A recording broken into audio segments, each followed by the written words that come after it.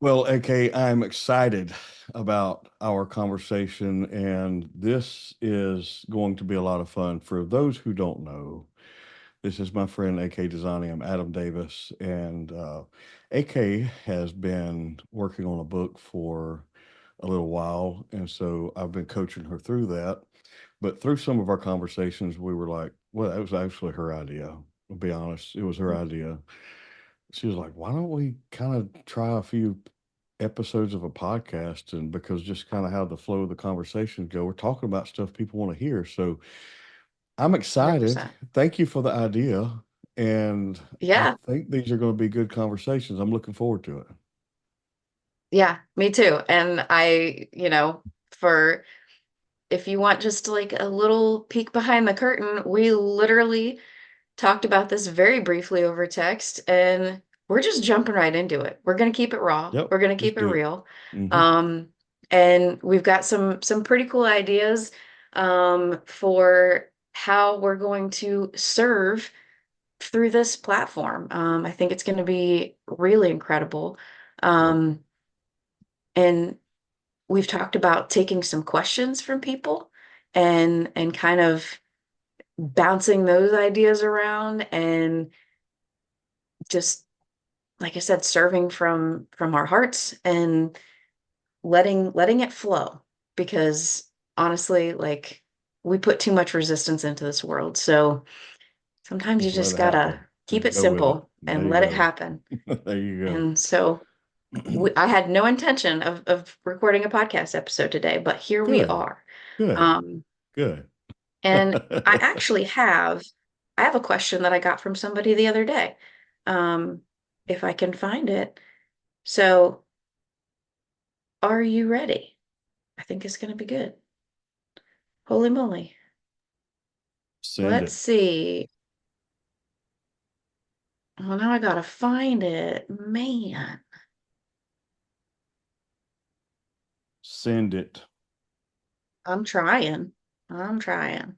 Well, Listen, you just jumped this on me. You just hit record, hey, and I here we are. told you, you were like, let's do it. Let's do a podcast. And here we are. Let's make it happen. All right. All right. I got the question. All right, We're send it. gonna call him Sammy. I just totally made it up, right? Yes, we're Okay. going to protect your identity unless you say, please use my name. 100%. So I watch your videos and enjoy every one of them. They are always informative and seem to resonate pretty well with me and my job. I do have one question, and maybe you have posted a video about it and I've just not come across it. But if not, could you please post something on this next topic? Well, I'm going to do you one better, Sammy. We're going to talk about it with Adam Davis, the Adam Davis. Um, I just experienced a death in the family, which was my aunt. Very sorry to hear that. I was very close to her. The weird thing is I had no emotions about it, and I feel like that is not a good thing, nor is it healthy in any way, shape, or form. It's almost like a shield came over my mind and heart to where I couldn't have any emotion at all. I've been a cop for 12 years, witnessed a lot of things, including a great friend of mine shot dead after he was ambushed. I'm not gloating on the things that I've witnessed, but just to give you a sense of understanding, maybe on how you could help me understand why I am the way I am with death and trauma now. Oh boy. Yes. First of all, I'm very sorry to hear about your aunt. And disclaimer, I'm not a clinician, a therapist, doctor. Shocker, I know. But what I'm Ooh, going to there. share with you, what I think I could speak for AK. What we're both going to share with you is just from experience and through our own work that we do. But most of it is just life experience. And so, personally, I I remember being working a zone and in patrol and thinking, man, if I lost, I don't know that I could come back to work tomorrow if I lost one of my partners. I don't think I could ever do it. My grandfather passed away several years ago, and it hit me really hard. One of the hardest losses. And then I've been to other funerals where I felt nothing. And then my dog died a few years ago, and it took me a year to get over that. I've been to police funerals where I didn't know the officer, but it just felt like it ripped my heart out. At the end of the day, there is no textbook on how to grieve. What you feel is what you feel. It is Mhm. not, in my opinion, it is not a sign that something's wrong with you or that you didn't love them or care about them. Do you have layers of protection over years, 12 years of law enforcement and other trauma that may be kind of like, hey, I don't want to like grieve this particular way? I don't know, but I would say that nobody can tell you how to grieve. There is no end date on grief. I hear the phrase "time heals all wounds." And I don't think that when it comes to grief that there's an amount of time. Now, you may feel this way today, and in 6 months you randomly just start being emotional about it and start crying. And it's okay. How you grieve is how you grieve. In whatever way you can grieve through the loss of your aunt is right for you. And now, as long as it's healthy, as long as it's not destructive to your own life or relationships, I think is important too. So I don't think that there's, in my experience of dealing with something very similar, I would say that it's okay to feel what you're feeling. It's perfectly normal to feel that way, and focus on the good, focus on the positive memories, and then live in a way that honors the love that you shared for each other. But don't take away from your experience by questioning if you're responding in the right way or if something's wrong with you, because I think it's different for everybody. So I 100%. don't know if, yeah, so I'll let you kind of bounce off of that, but yeah. No, I completely agree. And I think that um, when we are in law enforcement or the first responder world, or just frontline professions, we experience so much influx and so many emotionally charged events, even if it's not directly related to us, right? Hmm. In his case, he witnessed his partner, get killed, and that is directly related, right? Yeah, But like you 100%. said, there we build these layers of protection, and I think it's interesting because a lot of times we have all of these things that require some kind of grieving, right? Like it's Hmm. not even just somebody passing away, but loss of innocence, loss of humanity, loss of maybe self-control or loss of certain abilities that we had 12 years ago. Um, Yes. and so processing through all those things, but a lot of times they stack on top of each other, and we're in different stages of that grief in multiple different areas. And so sometimes it gets so overwhelming that we just kind of shut it down. And that's, when we talk about survival mode. And being in survival mode is still surviving. Now, I will say, in my like if you came to me and you were in a coaching scenario, we would dissect it a lot deeper. And we might go into um, what does your day-to-day look like? Do you have day-to-day concerns that are putting you in a place of coping? Because in my opinion, coping is the bare minimum. But I also, in my experience, having dealt with a lot of grief, it comes in waves. And you might Hmm. have to shut it down for a little while in order to get by, to get to a place where you allow it, you feel safe enough for it to resurface. And a lot of times, it will, but I think it's being ready for it too. Building up, um, the fortitude to be ready for that wave to hit, making sure you have some infrastructure in place, you have some supports, you have some mechanisms to be able to withstand. Um, but there is no right and wrong. There's no blueprint for it. Um, and there's nothing wrong with you for not feeling anything. Um, it could just be that you can't access those feelings Mhm. right now. Um, and Yep. that's okay because it might be too much. Um, when I lost my best friend, when we were 17 years old, we had been best friends since we were 4. Um, she died by suicide at the beginning of the summer between my junior and senior year. And that entire summer, I have no recollection of because my brain shut it down. Mhm. And so sometimes our bodies just have these defense mechanisms that we can't control. So if it's a protective thing, allow it to be there, but know that at some point that wall might break through and you're going to need to be ready for that.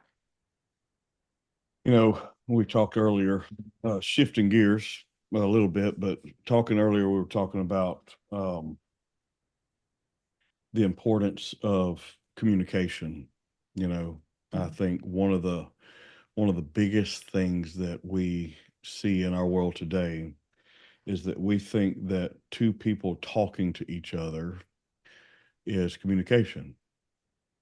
Mm. And if the message isn't received, then it was not communicated.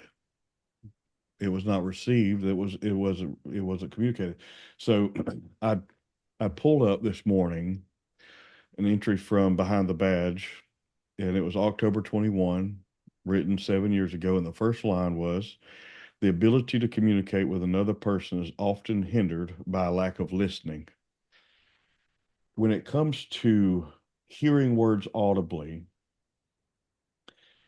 what is your perspective of clear communication, effective communication, so that we can have healthier friendships, healthier relationships, be more effective in the workplace, professionally, whatever the case is? Communication is all encompassing, from your children to your spouses to your colleagues, whatever the case is.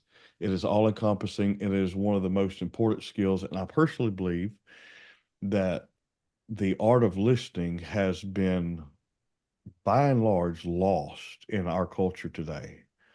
So I will ask you this question. What do you believe is the one thing we can do to become better listeners so we can become better communicators?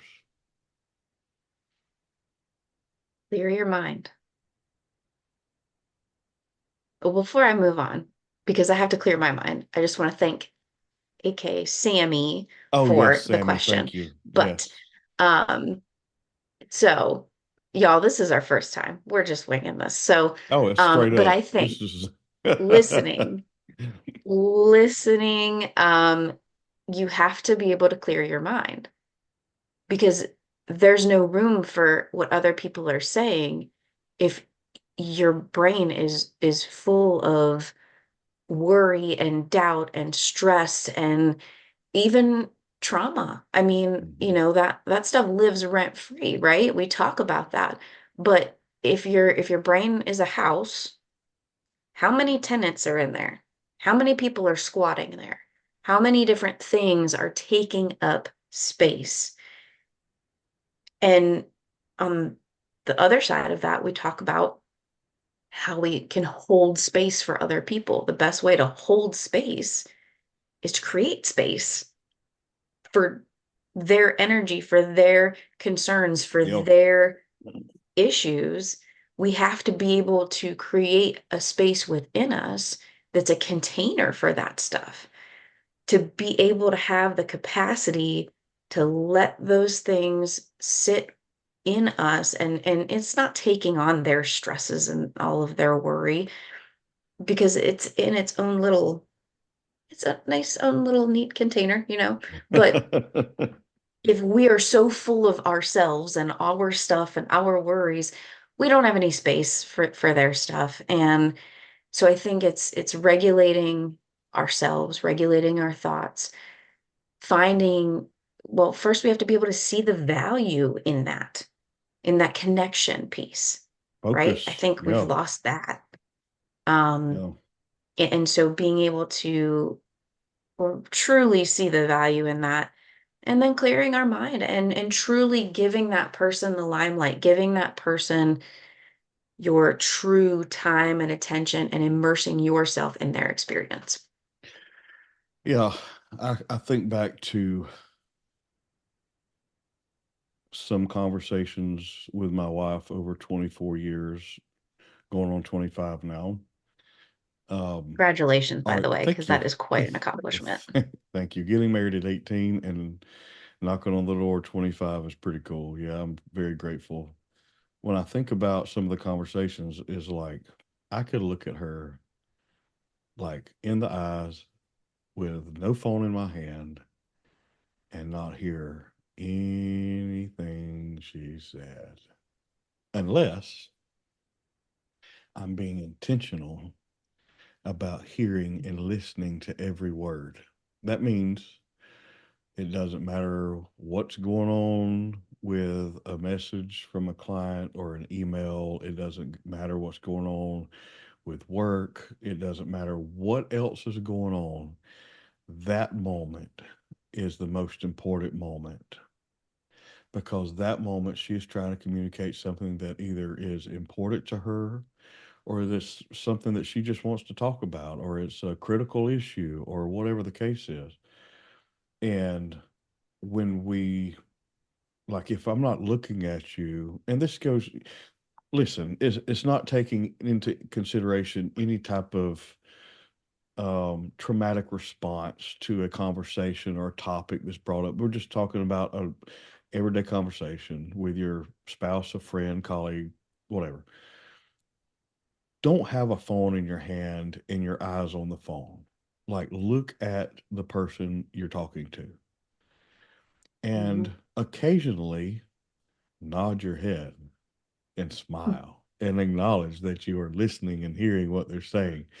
And it's also cool to say, I hear what you're saying, especially if they're sharing something that's very heavy or something and they're being vulnerable.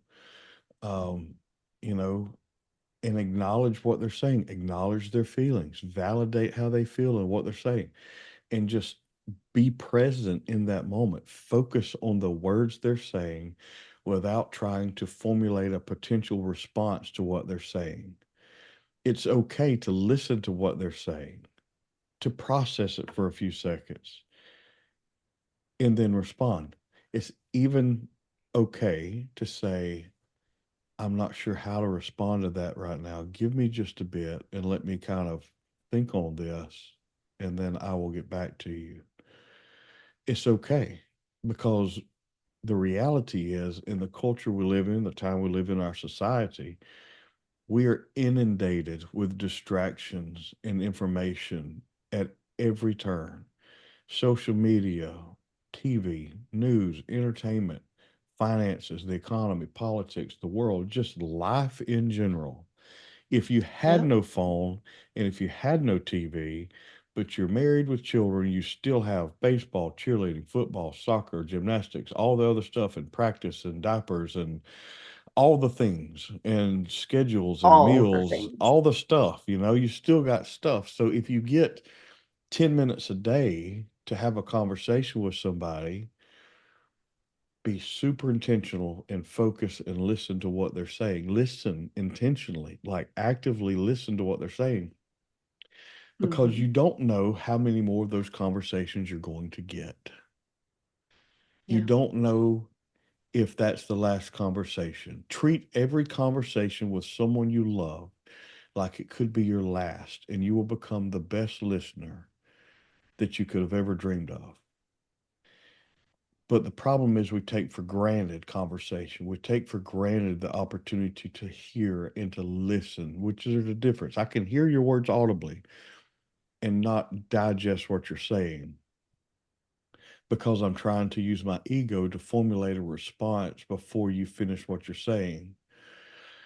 And for me, it is really difficult to sit and listen without trying to formulate a response because I want to Mhm. be able to provide a solution.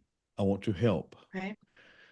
so Yeah, I'm sitting on my anyway. hands right now. Like I'm because yeah, because but that's normal, but also like listening is a skill. Listening and communicating is a skill that we're not born with, right? Yeah. And so I think even, checking in, if you're talking about, your spouse or even just a good friend or whatever, um, checking in and being like, hey, I want to talk to you, but like I want to make sure that you're good. Like Yeah. I listen, uh, when my husband comes in the door at the end of the day, we have a 1 year and a 5 year old. It takes sometimes it takes a lot not to just blow him over with all of the things, right? Like, what do you want for Yeah. dinner? The baby needs a diaper, blah, blah, blah, blah, blah.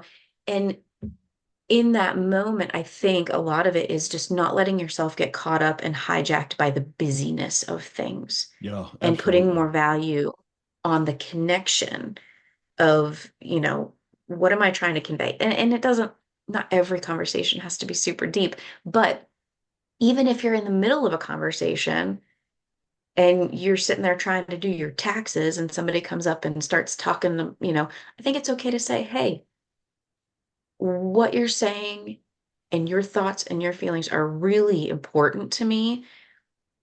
Can I finish what I was doing real quick and then I will Oh come right gosh. back to Yeah. it. I want to give you my full attention, Hmm. but my brain is here right now and I just need to get clear this out. And then, then I will sit down and you've got me. You've got my undivided attention. And I think, um, just working those skills into everyday life, it can change so much. I mean, a few years ago, my husband and I were learning how to be married, and that's a lot of communication. And we've come leaps and bounds in being able to have that mutual respect and truly hold space and not get distracted. And, even with a 1 year old and a 5 year old. So yeah, That's a it's things that lot. we need to practice. Even if you're having a hard day, I think instead of snapping at someone, especially your spouse or your child, Mhm. being mindful, being aware of what you're going through, what you're dealing with, and that they are not the enemy. And I share this from experience in a particular situation I've shared from stages across the country and podcasts. But it's like the day I sat in the chair at home and stared at a blank TV screen, and my wife's at the kitchen island behind me. She turns the water off and said, "Hey, babe, how was your day?" Wisdom has taught me in that moment, which that question doesn't require a lot of listening, but I should have at least listened to myself to know enough to know, hey, this is how we should respond. Like I should have said, I have had a really hard day. I don't want to take this out on you in my response, but can we like go for a walk or go get dinner or do something, talk about something else. Let's talk about anything else except my day. And that's no disrespect to you. Thank you for asking. That's how I should have responded. But oftentimes we're so focused on the circumstances we're in or our emotional state at the time that we can't be aware and focused on what they're trying to communicate to us. So anyway, I wanted to bring that up. It was something that was on my mind this morning. Don't want to take it. It's just completely random. Yeah, And thank you for diving in there with me. And yeah, but totally relatable. I mean, yeah, I and think that's so. something I feel like a lot of first responders struggle with that. A Yeah, lot of people, a lot of everybody struggles with it because it's not something that comes natural. And there are so many distractions, but and you haven't read it yet because you haven't edited this part, but I just put it in the book and it's a rules of engagement for like coming home oh and my it just goodness. talks about, it breaks it down like, before you arrive, and then assessing what your needs are, and the support, and then the re-engagement. And it's not rocket science. You don't have to go through the protocol, but it's Yeah. just, give you a baseline, give you something Yeah. to go off of so that everybody can be on the same page. Because ultimately that's the goal, right? Like, Sure. make sure everybody knows what's going on with each other, and listening is a huge part of that. Well, if you didn't know, AK has a book coming out very soon. More information will be released soon, and she will tell you all about it when it's time. And that's it. That's all I'm going to tell you. But she's got a book coming out. So today we answered Sammy's question about grieving the death of his aunt. And then we talked a little bit about communication and listening. But there's something coming up very soon, and it is the third annual Live Unconquered Conference, of which you've been a part of all of them so far, first and second. So thank Yeah, you.